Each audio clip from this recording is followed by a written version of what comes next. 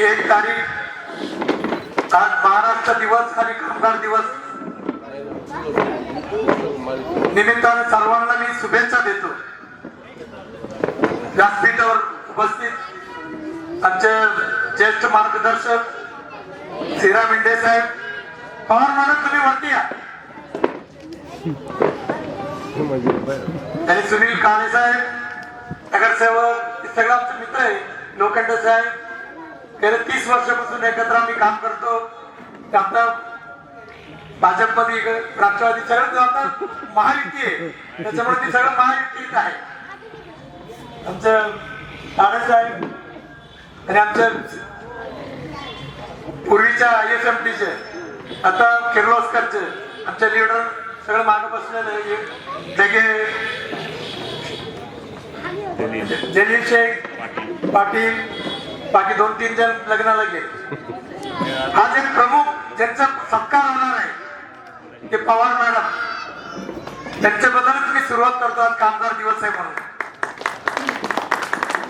ते मॅडमनी, कारण तुम्हाला माहिती आहे व्हिडिओकॉनचा कंपनी होता बुरानगरला, ते कंपनी मग 7-8 वर्षापूर्वी बंद पडलं. तिथे कामगार म्हणून महिला कामगार होता आणि व्हिडिओकॉन मध्ये कधी कोणी युनियन करू शकत नव्हता.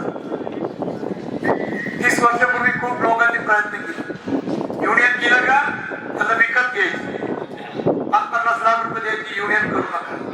नाही तर मग ते काँग्रेसचे असेल तर त्यांच्यावरती जाऊन दबाव आणायचे, कारण दिल्लीत त्यांच्यावर ताकद होतं त्या काळात. व्हिडिओकॉनचे वेणुगोपाल दूत, प्रदीप दूत असं त्या काळात आमच्याकडे ती महिला आली. बऱ्याच ठिकाणी प्रयत्न करून ते युनियन काही करू शकलं.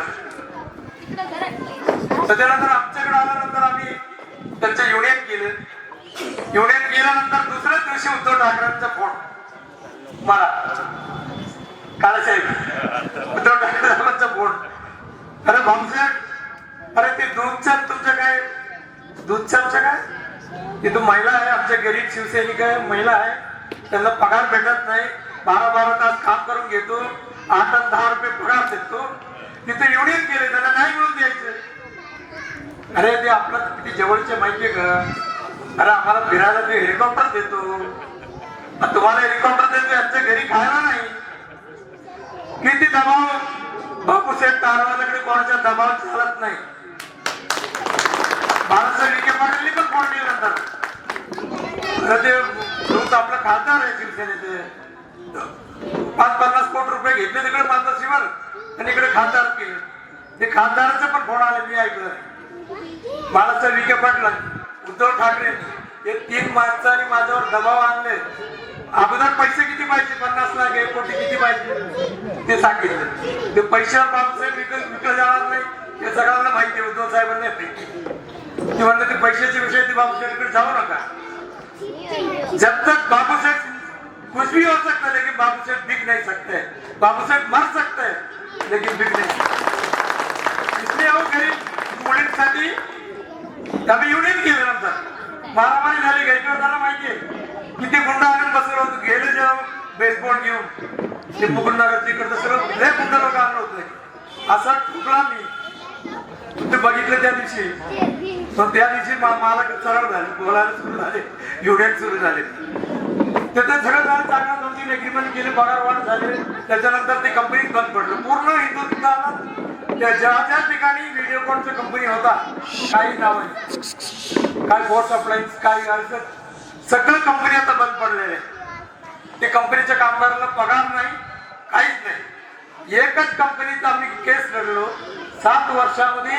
आता सगळ्या कामगारांना 2,70 लाख रुपये पगार द्या म्हणून कोर्टाचे निकाल आले. निकाल आल्यानंतर आणि कलेक्टरला ऑर्डर काढले. कोर्टाने सांगितले कलेक्टरला पैसे वसूल करून द्या. हे 2-4-6 महिन्यात घेतलेल्या गोष्टी तुम्हाला सांगावं लागेल. सरकार आमचेच आमदार आहे, आमच्या सगळं आहे, तरी काय किती कष्ट मला. त्याच्यानंतर सुनील साहेब 2,70 लाख रुपये आणि प्लस व्याज पण द्यायला सांगितलं. पण ऑर्डर काढल्यानंतर कलेक्टरला सांगितलं, कलेक्टरकडे आम्ही पत्र लिहिले, पालकमंत्री कलेक्टरला फोन केले. ते बाबासाहेब कारवाले आमच्या एकदम कामगार नेते आहे, शिवसेना कलेक्टर ओळखत होतो. मला नवीन कलेक्टर आलं होतं, त्यांची ओळख झालं होतं. त्यांच्याकडे गेले म्हणजे तुम्हाला सांगितलेल्या कोर्टाने पैसे वसूल करून द्या. ते झाल्यानंतर 8 दिवसात खरेदी झाली, 8 दिवसात नोंद पण झाले. सुनील साहेब, एवढं लवकर खरेदी नोंद 2 ते 4 दिवसात होतं का? तहसीलदार विकले गेले, कलेक्टर विकले गेले, त्याच्यानंतर ते कोण आहे तलाठी, आपलं फिंगरचे तलाठी विकले गेले. आता मी कधी विचार केला हायकोर्टात गेले, 1-2 वर्ष लागतील, पण इथे कलेक्टरला सुद्धा गेली बसवल्याशिवाय राहणार नाही. करू शकतो आपण. तहसीलदारला सांगितलं शिंदे साहेबांना, तुला घरी मी पाठवू शकतो म्हणून. कायदेशीर तहसीलदारला इतके भ्रष्टाचार. इतकं 4 दिवसात आमच्या खरेदी आलं, 1 महिना काही नोंद लागत नाही. 4 दिवसात नोंद.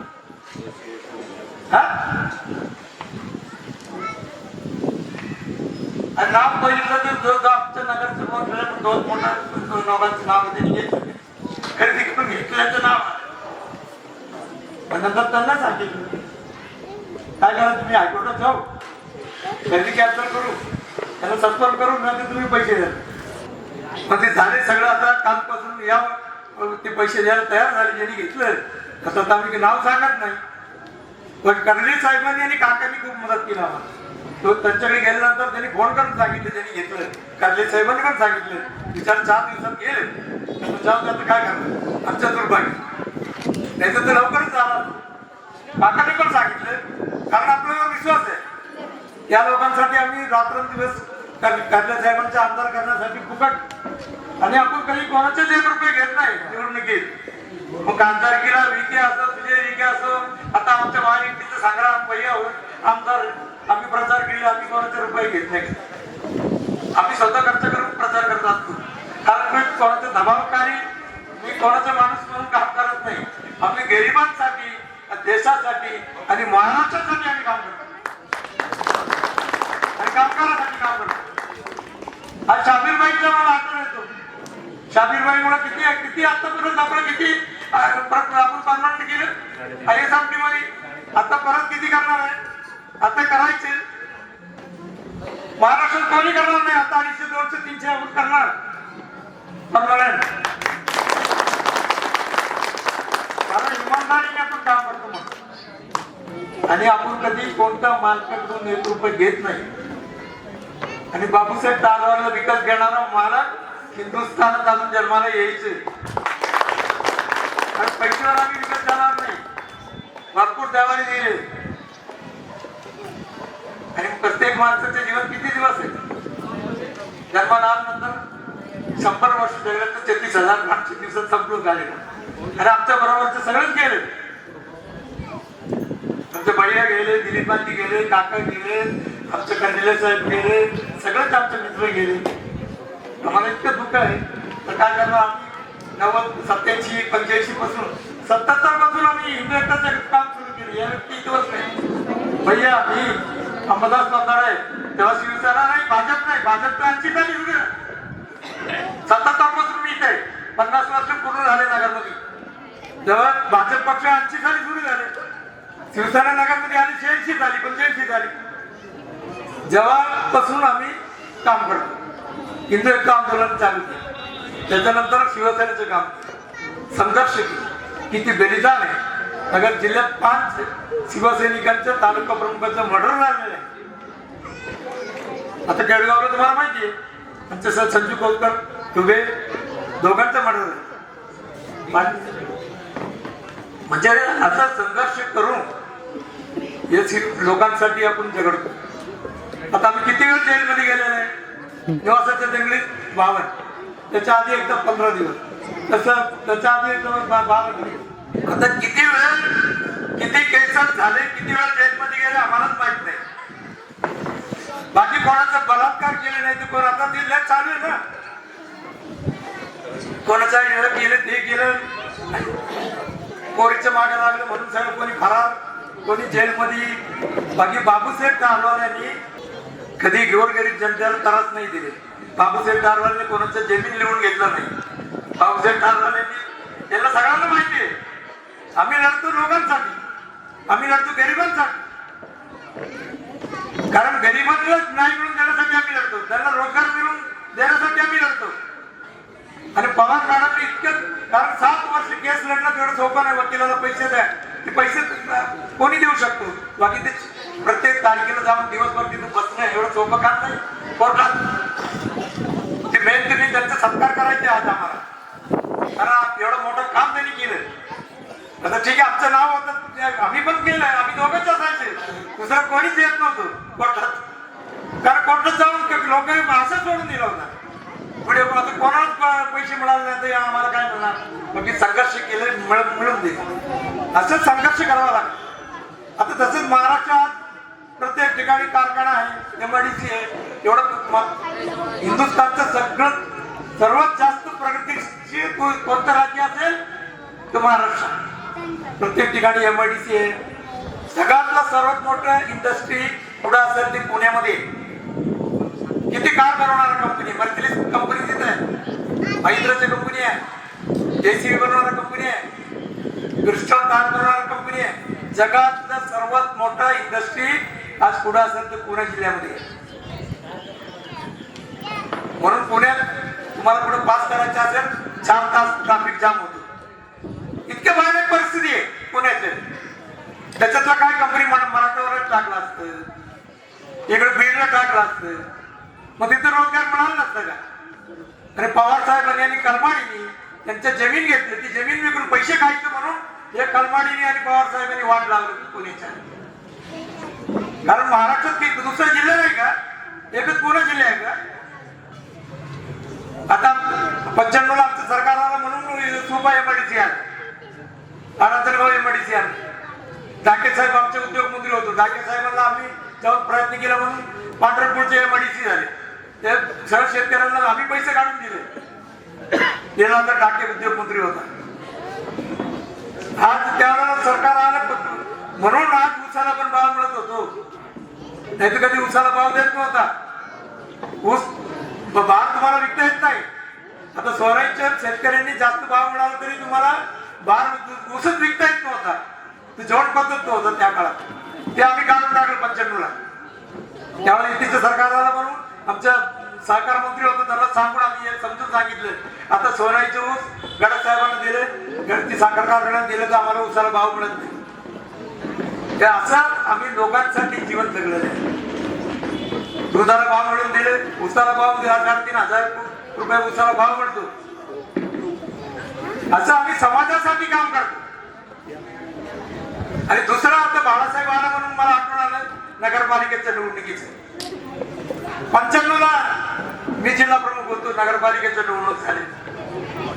यावेळेला काय, आता यावेळेला 7-8 बिनविरोध झाले. किती बिनविरोध झाले? 7 नगरसेवक बिनविरोध निवडून आले. त्यावेळेला पण असंच निवडून यायचे. काका असं निवडून आलं तर काकांचं आमचं मैत्री होतो. बाकी मैत्री वेगळं, राजकारण वेगळं. ते काँग्रेसमध्ये, आम्ही शिवसेनेचे. मग काका अमुक ठिकाणी उभा राहिले, ते म्हणजे बिनविरोध कोणाला मी होऊन जाणार नाही. आणि 95 ला या नगरमध्ये इतिहास घडले, कधी कोणी बिनविरोध जाऊन गेला नाही. त्यांच्या विरोधात बाबूसाहेब ठाकरेंनी निवडणूक लढत. तर असं निवडणूक कधी परत नगरमध्ये झालं नाही आणि परत होणार पण नाही. त्याच्यानंतर 99 ला काय झालं सर्वांना माहिती, एक सुद्धा बिनविरोध झाला नाही. या वेळेला 7 जण काय 6 जण बिनविरोध.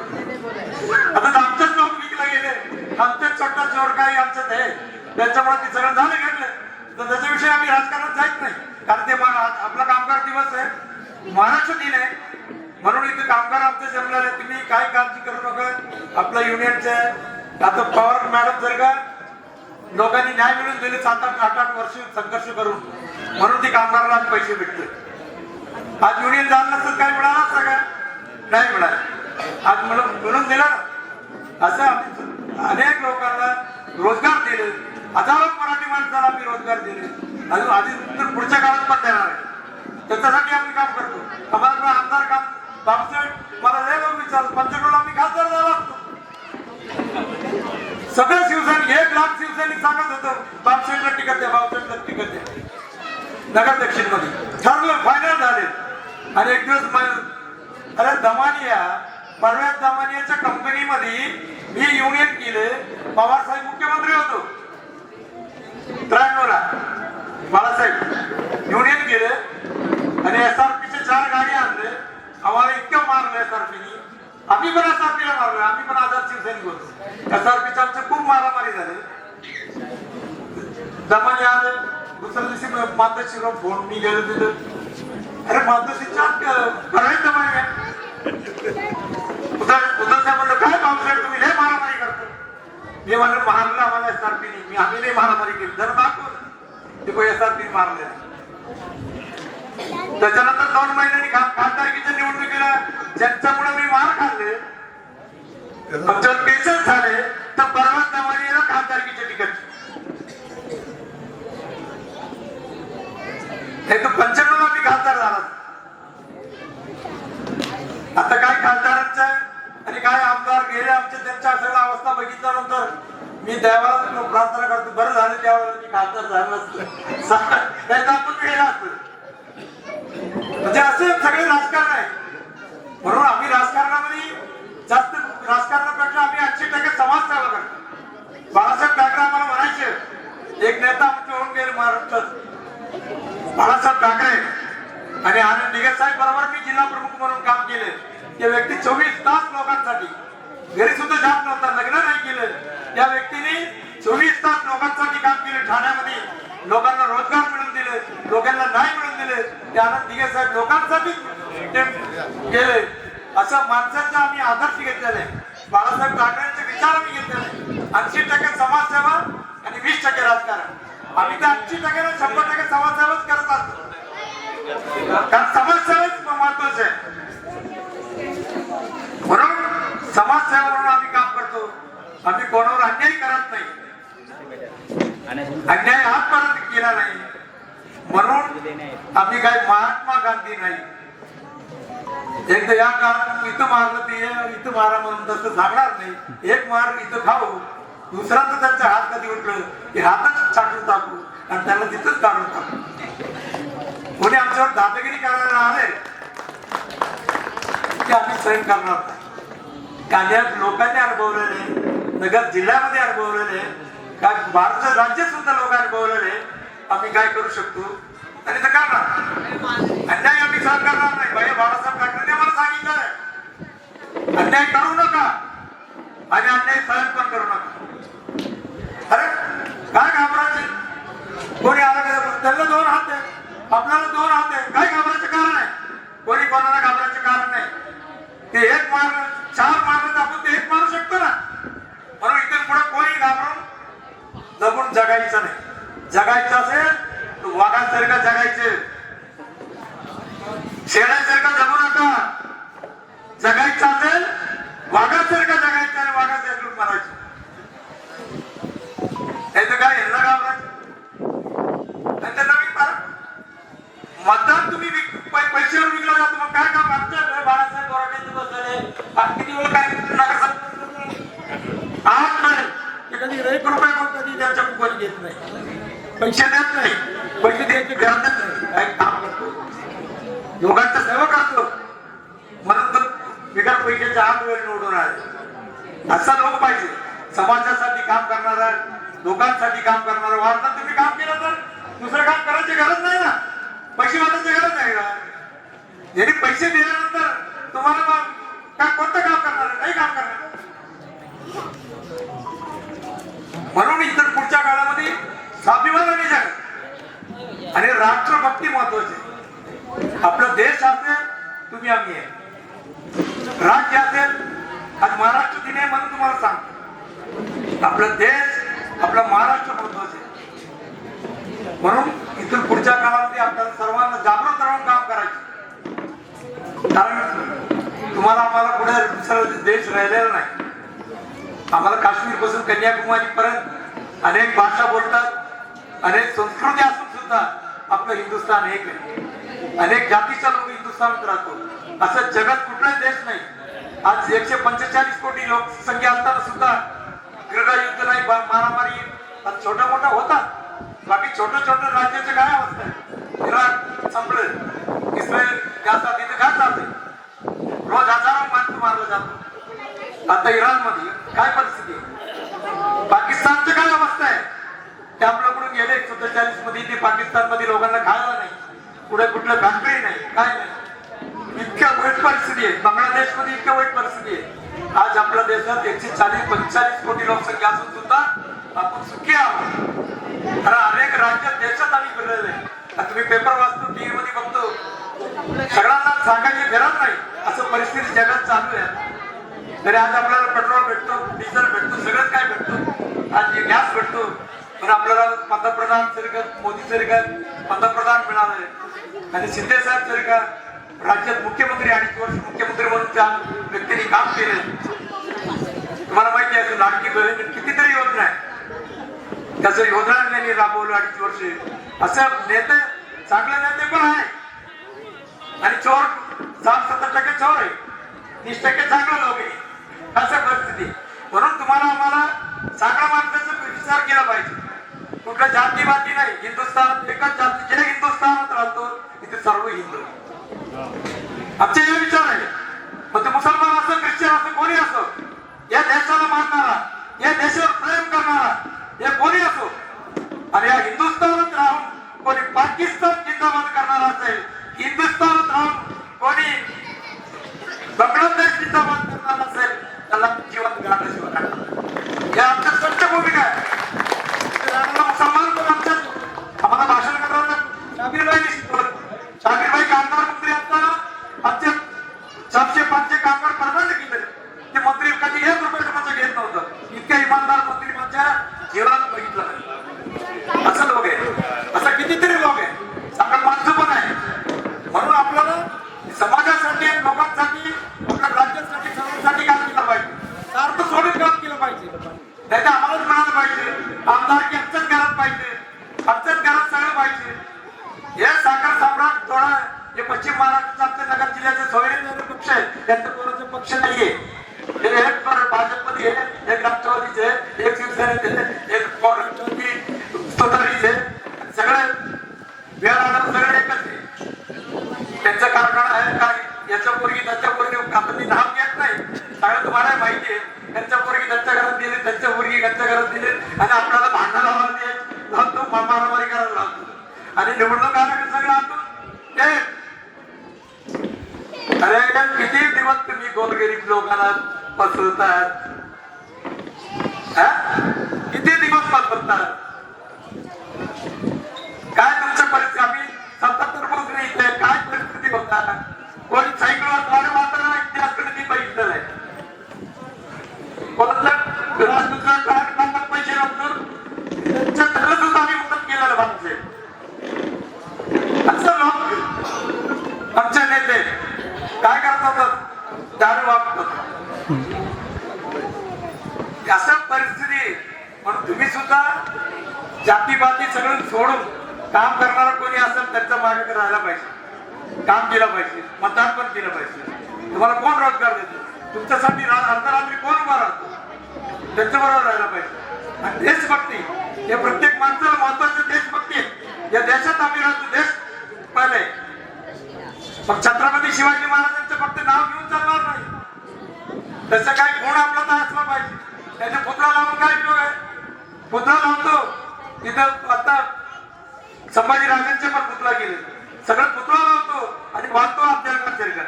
मग याचा गोतळा पण बाहेर काढावा लागेल आम्हाला. अफजल खान सारखं वाढणाऱ्यांच्या ना गोतळा बाहेर काढावा लागेल. बाळासाहेब फक्त पुतळा लावून चालणार नाही, ते पुरुषांचा आरोग्य, पुरुषांचा विचार सुद्धा प्रमाणात असला पाहिजे. तसं जगलं पाहिजे, तसं जगणारा माणूस पाहिजे.